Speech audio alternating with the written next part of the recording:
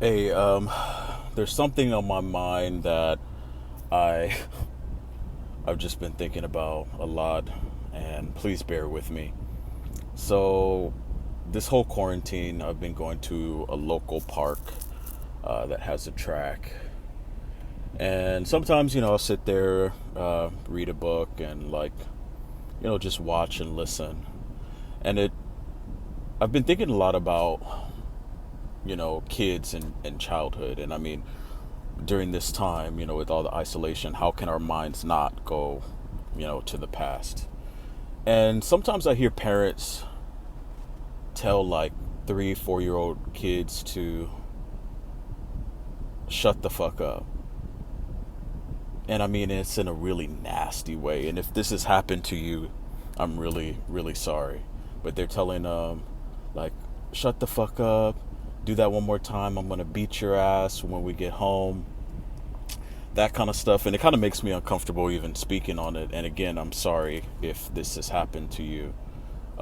You didn't deserve that. But I start thinking about, if that happens to a little kid from age 3 or 4, what other normal do they have access to over time?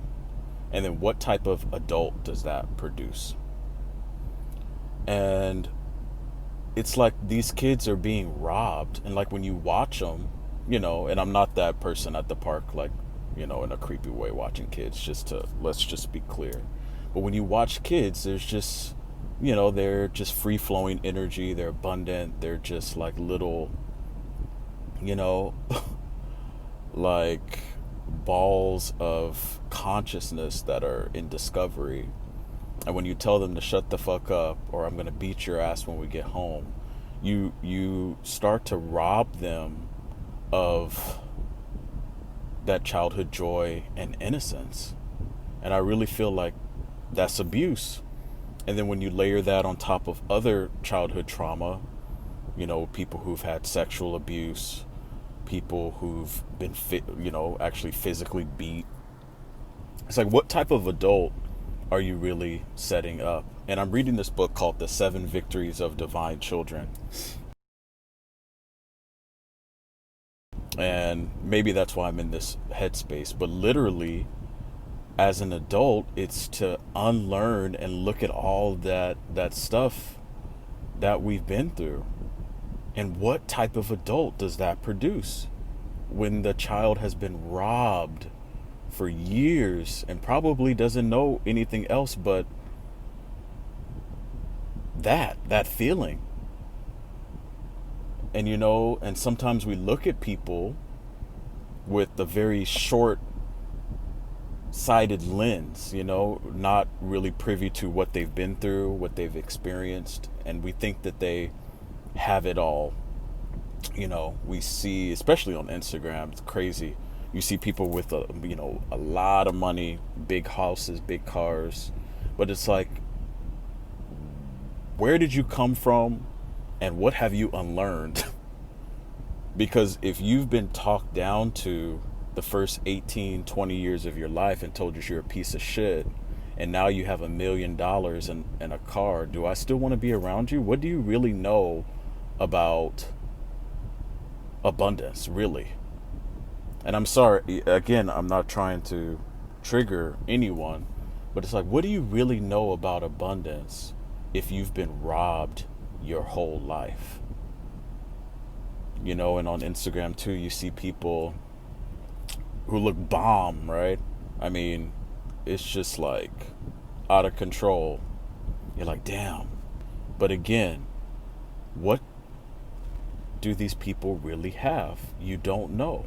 So I guess the question I'm asking now when I meet people is, what have you unlearned? It's like, I understand you have a lot of money. You are, in fact, like, actually rich. But it's like, what is the source of all that? Because maybe I'm crazy, but if it's coming from a dark, unhealed place, I mean, what kind of money is that? You know? You understand, you see somebody, it's like, I understand you are bomb. Like, you are the best looking person and you have the fattest ass within 7 miles. But what is the source? Because I'm pretty sure in the world there's someone who is in fact rich who has taken the time to unlearn. There's somebody who looks great with the fat ass somewhere who's taken the time to unlearn. And I don't know if it's worth it to engage with the opposite. What steps have you taken to unlearn and redefine? Or have you not looked at any of that and chosen to kind of dress it up?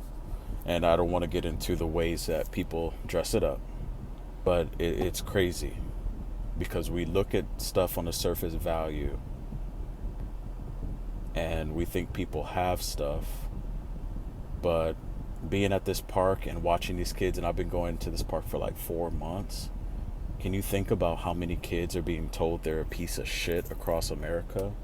How many kids are being told that I'm gonna beat your ass when I get home for 18 years? How many kids are actually being beaten and robbed and robbed and robbed? And then we expect these people to go into society and lift others up to try to be abundant and productive members when society itself robs and strips from the messages that we put out.